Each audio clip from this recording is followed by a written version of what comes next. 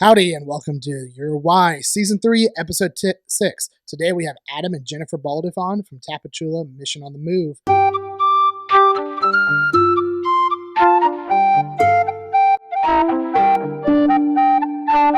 Our co-host today is Karen Firenza. How are you doing, Karen? Hey, I'm great. Thanks.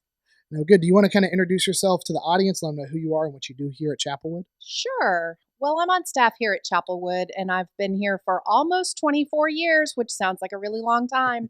It is a really long time, but currently I am the executive assistant for the senior pastor, Dr. John Stevens, and I've been doing that for about 3 years. Awesome. That's great. So, Karen, and I've forewarned you of this, every episode, I like to ask the co-host an icebreaker question. I'm terrified. So it goes from 1 to 187. So I'm going to ask you a number between 1 and 187. And if you want to give me that, I'll ask you that question. 185. 185. Okay, you got it. You had a deep one. In what ways do you desire growth in your faith? Wow, I did get a deep one. You got a deep. See, there's a couple of those are sprinkled in there every once in a while. You landed on one of the special ones. Growth in my faith. Oh my goodness, it's just an everyday. I just want to be in a good habit of talking to God, listening to God, and hearing what He wants me to do every day, and that's growth. I mean, because it can be anything from, girl, pick up your Bible more, or, reach out to that person you just passed on the street, or whatever. Just paying attention and being intentional about life and how I'm living my life, that, the life He gave me. That's awesome. And I mean, I feel like that's something we could probably all grow in a little bit, right? For sure. Well, that's great. So, like I said earlier, we have Adam and Jennifer Balduff on from Mission on the Move. They're located in Tapachula. To kind of talk about their mission, how they became missionaries. I mean, it is so cool they have a passion, and to hear what's happening in Tapachula. And I think it's cool too because they're approaching it differently than the people who were there before them, and I think that's great because I think sometimes we can not that it's always bad, but sometimes we get this is the norm, so we're just going to stick to it, and sometimes we miss abilities to grow and to change because of that, and so. Yeah, I thought that was really cool to hear that and hear what they're, where they're growing and wanting to bring that whole mission. Yeah, it's really a great way to turn this ministry a little bit. I've always been in love with the kids in Tapachula, and hearing now that they're able to be with their siblings and in more of a home, the homes are homes anyway, but in more of a home atmosphere is really, it's really exciting. Yeah, it really is. So yeah, we're going to go ahead and jump to that interview and talk with Adam and Jennifer about how they're helping foster kids down there in Tapachula, Mexico. And here we are with Adam and Jennifer Balduff. Hi, how are y'all? We're doing well. How are you guys? Doing good. Okay, do y'all want to introduce yourself to the audience, kind of let them know who y'all are and what y'all do? I am Jennifer Balduff, and this is my husband, Adam Balduff, and we are your missionaries with Mission on the Move in Tapachula, Mexico. Currently on COVID home assignment. Dun, dun, dun. Like the rest of the world. But we have been with Mission on the Move since 2000 and officially 2017, and on the field since 2018. Wow, that's awesome. That's really cool. So, kind of along with that, do y'all want to kind of give, for the person who's listening and they've never heard of Mission on the Move, they've never heard of Tapachula, Mexico, do y'all want to kind of give them a 3,000-foot view of what that is? Okay. Well, the organization started in Tapachula, Mexico, with a retired United Methodist elder, a guy called Reverend Brother Ed Cadle. He sitting around in Savannah, Georgia, didn't know what to do with his time. Liked Latino food, and we got to talking to some waiters there, and found out of the humanitarian needs in southern Mexico for a bunch of immigrants coming over from, Guatemala, folks from Guatemala, Nicaragua, Honduras. And so on a whim, he goes down there and not speaking any Spanish, driving school buses and delivering aid to folks who were looking for some food, looking for some shelter, a shower, and he got to preaching to them about Jesus, and did that for a couple of years. Got a lady called Hope Sherrouse to go with him a couple of times, and they started hosting teams there. At this time, they didn't have no full-time missionaries on the ground. That would come later, about 2002, I believe. And so maybe 10, 12 years after the whole thing started in the 90s. From there, Hope got her husband involved, Mr. Steve Sherrouse. Together, they were the first missionaries for Mission on the Move, and they were bouncing between Tapachula, Mexico, where they started immigration shelter, which converted to a children's shelter to house children who were either in the jail, living with their parents, or off the streets, and then started an before and after school program in Honduras, St. Helena, Honduras, as well as drilling wells in the Mesquite region of Honduras as well. Today, the ministry has a before and after school program continuing in Honduras, ran by Ernie and Allison Sizemore, AJ Ford, and Miss Donna Zipper. And they're the full-time resident missionaries down there. And they've opened up what's called the Oaks of Righteousness down there in Honduras, where they're working with the local government agencies, child welfare agencies, where they bring in kids off the street and various things like that as well. And so they have 2 homes right now, with a potential 3rd one opening up due to the hurricanes that hit. But in Tapachula, we've had homes there from the very beginning, and we currently house about 22 kids under our homes in family-style care, where we have a mom, foster parents with no more than 7 children living in the home. And the most important thing with that is brothers and sisters living together. And so that was the big change that we did this year, last year, with all of our homes transitioning to that. And the big goal for us is to open up a 4th home and work with the local government agencies. They bring even more kids, off the street or from pretty bad living conditions, and give them a good Christian environment to learn about Jesus and get loved on like God wants. Is that good enough? That was great. Yeah. Fantastic. So that was like a fire hose there of information. Yeah. We're kind of passionate. That's great, though. That's what you want, right? Yeah. So here on the podcast, we're called Your Why. And the reason we like to do this, because we like to drill down to the why behind the missions and behind what people are doing. And so kind of with that, we want to start focusing on Tapachula and focusing on what y'all are doing there. Can you guys kind of, for the overall mission there, why is that happening? Like, what is the driving force, just like you were saying, the driving passion behind what y'all are doing down in Tapachula? Why do y'all do it? For the mission in general, the why started with Brother Ed. He went down hearing of a need and wanting to meet that need. He had the means to do it. And since he heard about it and God told him go, he went. And so that was his why. Now that why morphed into, once he got down there, he thought he was bringing humanitarian aid and his Bible, but really what it morphed into was meeting the needs that were on the ground, which was assisting the local government in taking care of children who don't have anyone to take care of them. So that broke Brother Ed's heart, to have kids living in jails with their parents and things that could happen to them there. So he wanted to keep them as safe as possible. So that was his why. And Hope and Steve Sherrouse were just as driven and passionate for that as Brother Ed. And they were that way until they retired in October of 2018. They served faithfully for, I think, about 17 years. And so their why drove them for that many years. And so that is something that we continue to this day. Wow. Yeah, it's I mean, it's quite a mission. And for the people who don't know, Tapachula is located physically right on the border of Mexico and Guatemala. So just a little more oversight. So yeah, it's interesting hearing that why behind the organization.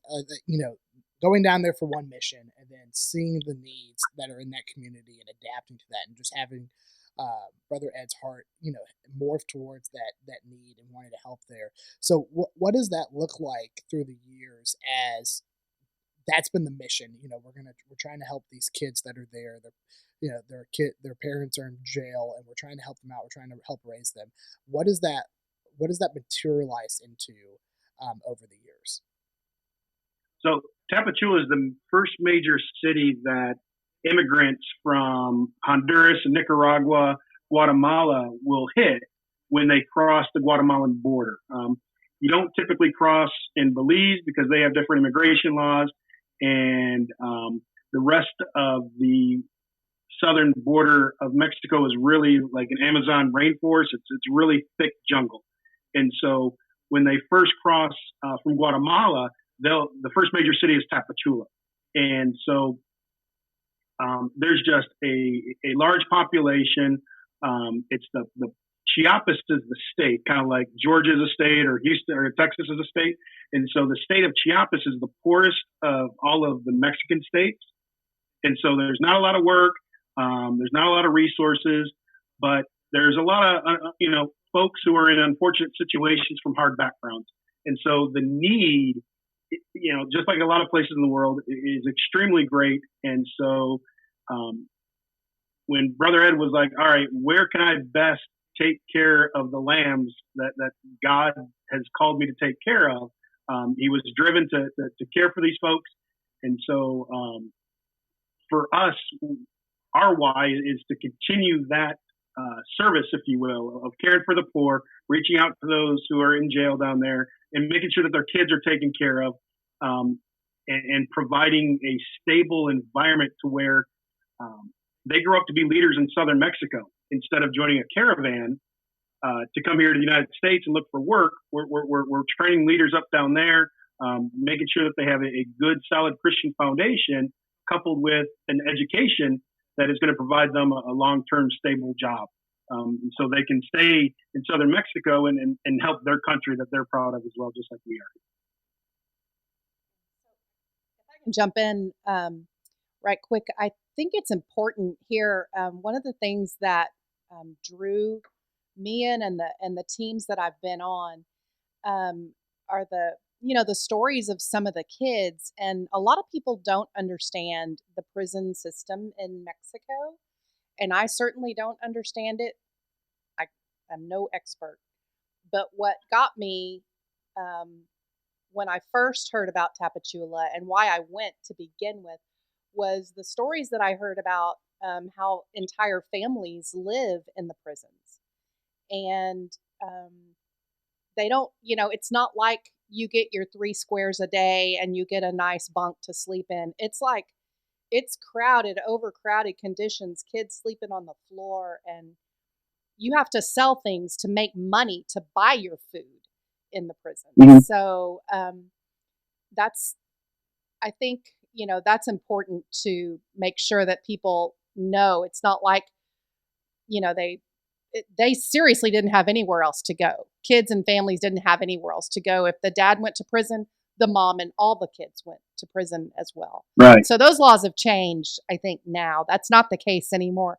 But when the homes first opened, that's where they got most of their kids, right? A good majority of them, yes.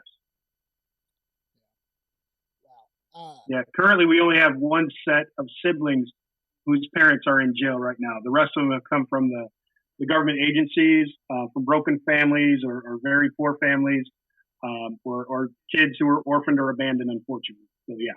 But yes, Karen, you are 100% correct. That's the way it was. That is not the way it is currently, but that's the way it was. So if a dad went to jail and the mom didn't have a means to afford rent or house or food, she went to live in jail with her husband. And if that meant the kids go with her, that means they go. And then they are at the mercy of their family to bring them food into the jail cell. So yes, that's not the way it is currently, but those are the heartbreaking stories from which some of those kids came from years ago. I mean, it's incredible. I don't even think incredible is not the right word, but it's heartbreaking. It truly is to think about that situation. And I remember reading about that whenever I first came on the job, and all that's happened in Tapachula, and it's crazy to think, that's just the life, that you have no other option as a kid or a wife sometimes than to go to jail with your husband because you can't provide for yourself. And it is amazing. It's amazing to think now, though, that things have changed, and that's a great thing to rejoice in that, right? And so kind of along those lines, talking about change, what does it look like today? We've kind of talked about that beginning and what it looked like for y'all today. What does that look like as y'all are trying to foster these kids and help them and raise them? What does that look like on the practical, logistical level today? What that looks like today, some of the people from Chapelwood who came down last January could tell you a little bit of the transition of that. It used to be boys and girls homes separated, but your Tapachula team of 2020 helped us basically complete the process to make all the homes down there family style. So for the first time, brothers and sisters were living together from what they can remember. So what that looks like now is you have foster house parents. So you have mom and dad, and then you have a put together foster family. So we have obviously the boys and girls sleep separately, but the rest of their house is exactly the way your house is. You intermingle in the kitchen, the living room, the hallways, the yard. So it is as much of a family as we humanly can make it possible. Mom and dad help the kids with their homework. They take them to and from school, go to the grocery store, go to church, pre-COVID, play games, decorate for birthdays, go out for dinner. So it's pretty much a family. And yes, in many aspects, it's a put together family, but sometimes this is the only family these kids might get a chance to have, especially if they're orphaned and they're not waiting on their mom and dad to get out of jail. If they're wards of the state and they're orphaned, they don't have anyone else to take care of them. So where else would they learn what a mom and dad is, or how to be a mom to a future child that they might have, or what a relationship looks like between a mother and a father, and how they get the necessities of life taken care of, like cleaning your house and buying groceries, or going to school. So that is what it looks like now. It looks like home. Wow, that's incredible. That's great. That's really cool, and it's cool to hear y'all's, obviously just hearing y'all talk about it, there's obviously a passion, and it's cool to see the direction that y'all are taking that in, and everything. Okay, we're going to now transition to the second part of the interview. So, Your Why is brought to you by URME Coffee. This is our sponsor for this episode. URME Coffee, a specialty coffee with a purpose. The goal of URME is to partner millers and growers in Meru, Kenya with consumers around the world. Before URME, supply chain limitations discourage locals from cultivating their coffee. We've changed that by eliminating valueless transactions. The other key to URME is ensuring that farmers and millers are compensated with a living wage. We like to think it's the fairest of trades. URME coffee is great. You can see them right here on the desk. I love drinking them. They're great. They help fuel my days, especially days that we're filming, and you've got to get that little extra pick-me-up whenever you're getting ready to record. They're great. So you can go to urmecoffee.com. That's literally the letters URME.coffee.com. Their coffee is grown in volcanic soil of Meru, Kenya. They have K-Cups, medium to light roast, whole bean coffee, medium to light roast, and then right here they also have limited edition HBS barrel aged whole bean coffee. It's really good, delicious coffee right there. So limited edition, get it while you can. They are roasting weekly now. You can expect your order to be shipped out within a week of your receipt. So go ahead and support them, people. Go ahead and buy yourself some. A great gift for some people too. If you're late on some Christmas gifts, holiday shopping, it's never too late. Go Happy get your New Year, Valentine. Exactly. Valentine's Day is coming up. Get your significant other some coffee. I'm sure they love it. It's also supporting farmers over in Kenya, so it's for the cause as well. All right, so moving on, we've kind of talked now about Tapachula and Mission on the Move and what y'all are doing there. And now, y'all kind of hit on it a little bit, but now we kind of want to focus in on y'all as missionaries and kind of talk about, what y'all's journey has been. And so could y'all kind of give us that journey of what it was like to be called into being missionaries, and then specifically to be called to Mission on the Move in Tapachula, and what that journeys look like? Yeah, so we were sleeping one night, and the angel Gabriel showed up in our room, huge wings, bright lights, and said, "Adam." I said, "Dave." He said, "You will be a missionary." No, okay, that's the way it plays out in my head. But actually, I was a teacher, wannabe pastor. Jen was a nurse. We were helping out with our local church in Old Richmond Hill, Georgia, and we had gone on a number of mission trips, short-term trips, like Karen had gone on, I'm sure like you've gone on, Evan. And after a while, we found ourselves with a team that went to the Mission on the Move Honduras site. And it was the craziest thing. We're there just having a good time with our team, our church team, and hanging out with Ernie and Allison and Miss Donna.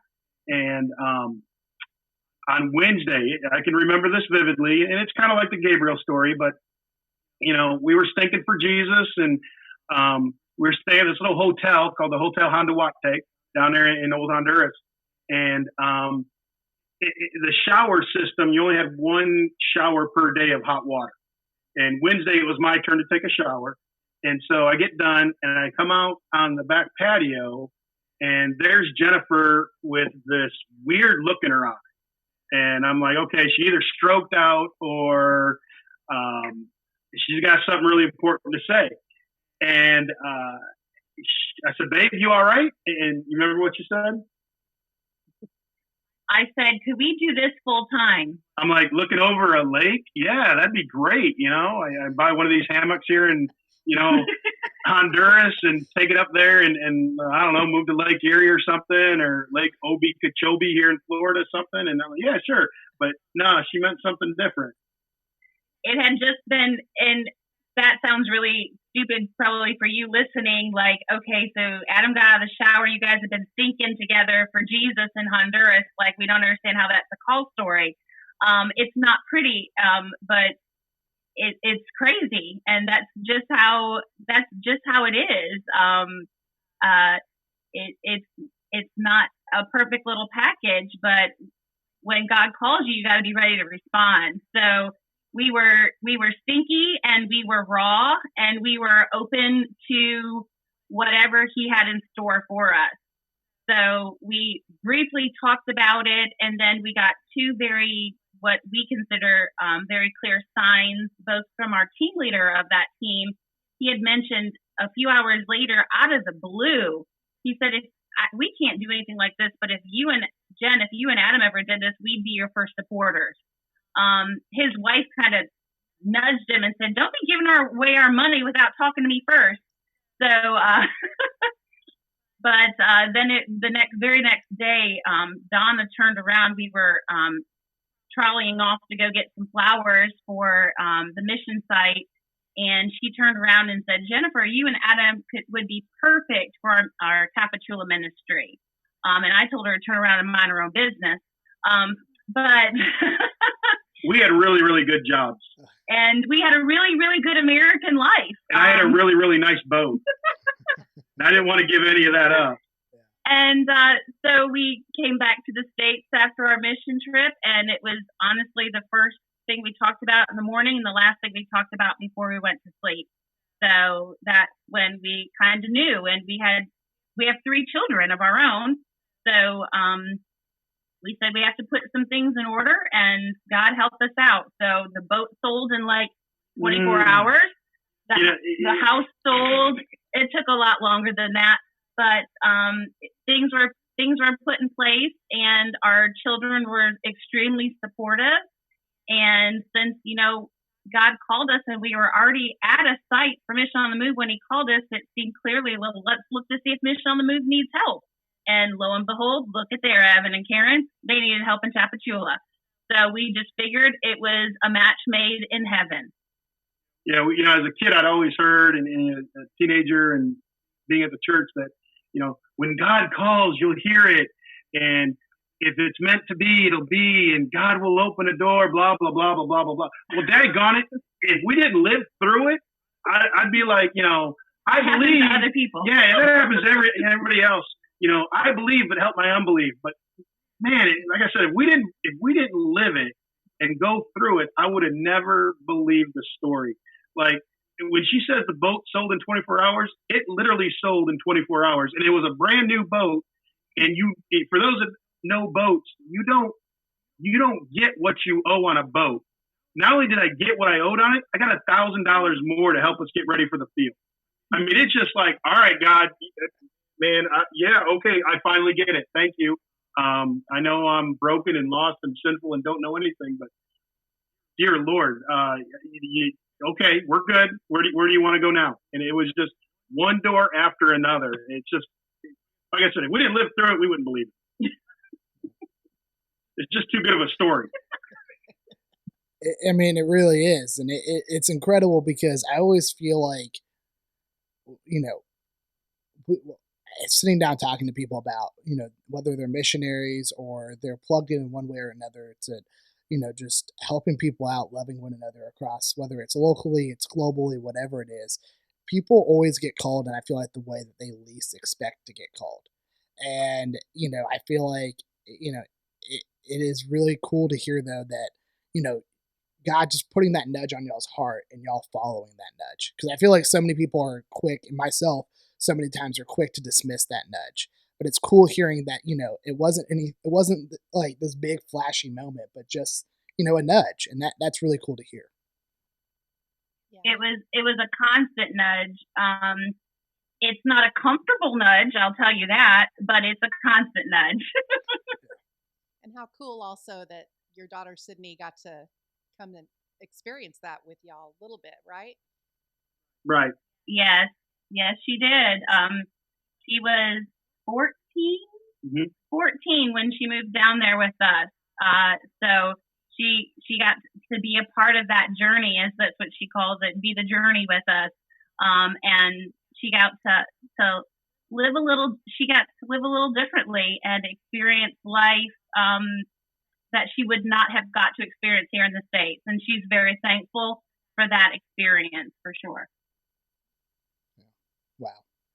Incredible. It really is incredible to hear, y'all's hearts behind it, and, that passion, and I think, it's encouraging to me to hear it, and moves me to hear it. So thank y'all. Well, as we're wrapping down the interview, we always like to turn over the mic, and we like to turn over the camera to y'all, that y'all get to address the audience. Whatever lays upon your heart, it is all yours to say.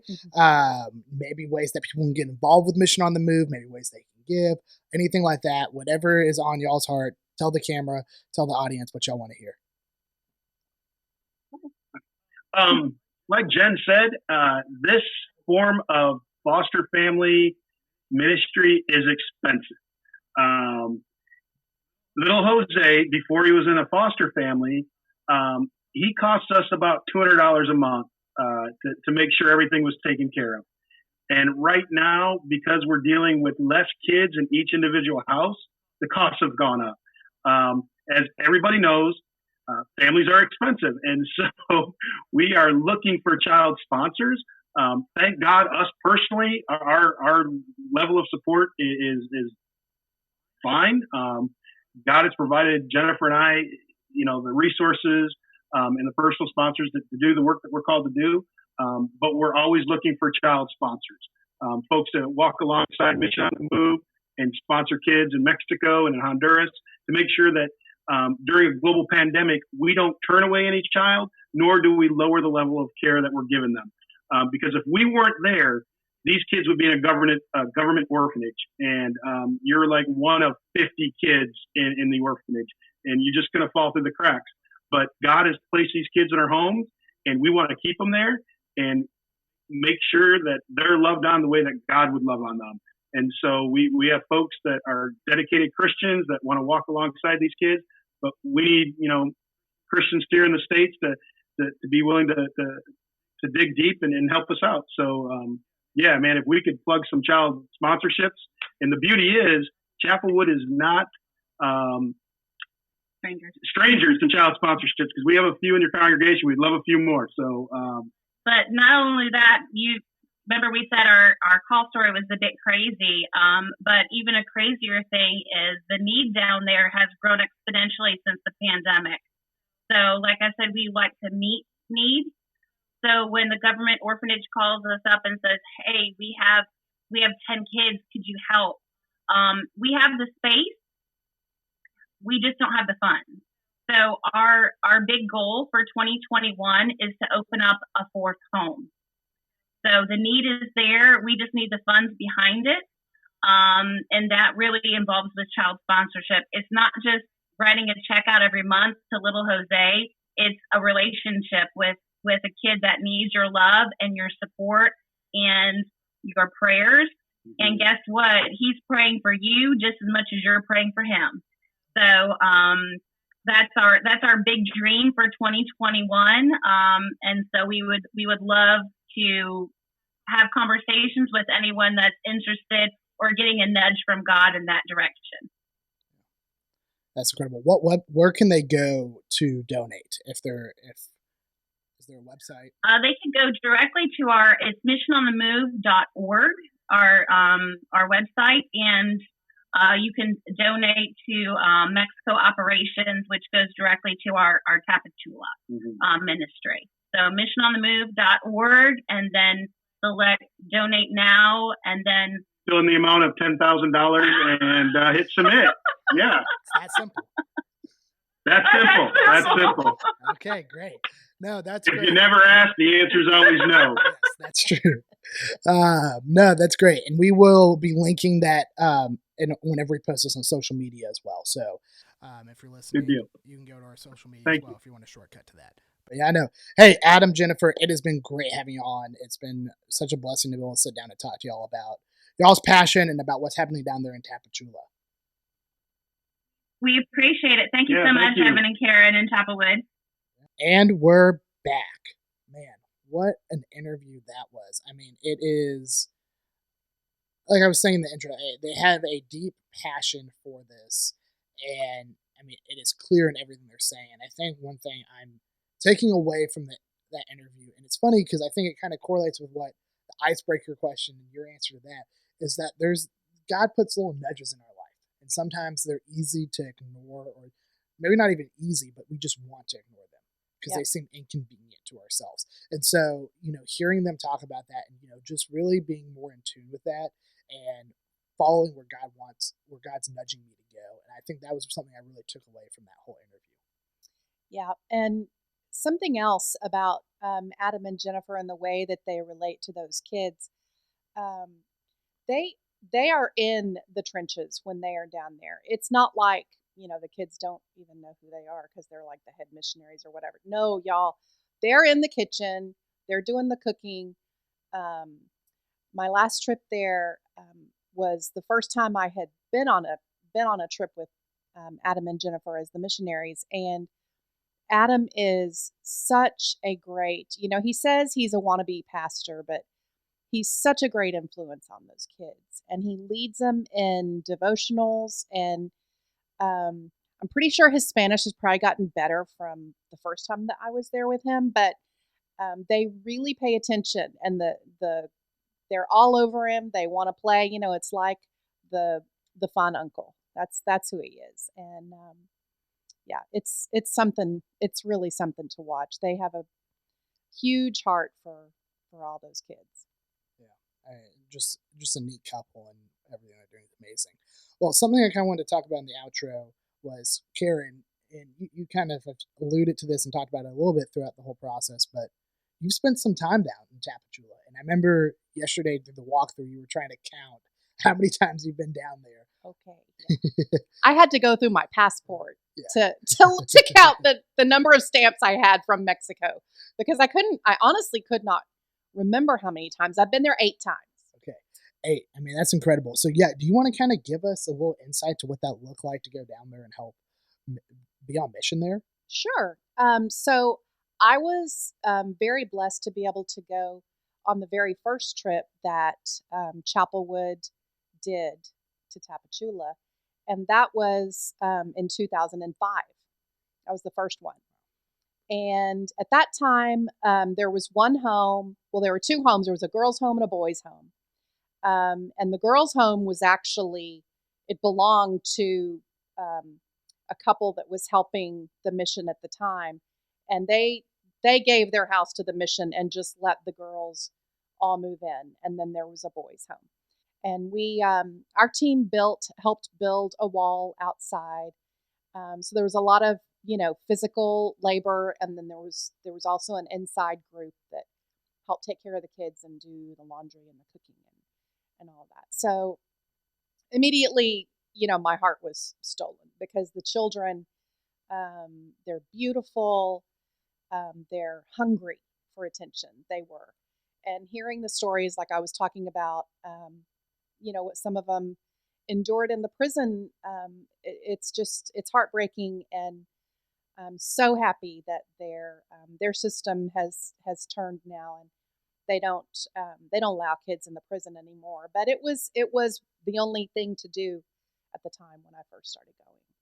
So it's been good to watch the kids come and go, and even last time I was there, which was in 2019, some of the same kids were there, and they know me. I mean, I'm Tia Karen, and they're always happy to see me whenever I walk in the door, and that's it's great. And seeing the new ones as well, they're open, they're living a good life right now. So I'm thrilled at the way things have kind of turned in the homes. So they're all as families.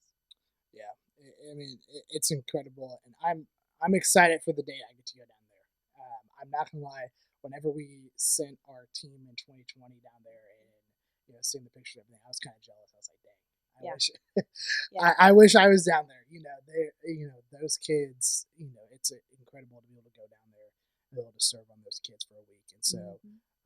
I'm excited for whenever we get past COVID and we're able to go back, and that'll be great. It'll be a good time, because usually right about now is whenever our Tapachula team is heading out. Mid-January is usually when they go, the 2nd or 3rd week in January. Yeah. So we're missing y'all. Just know that.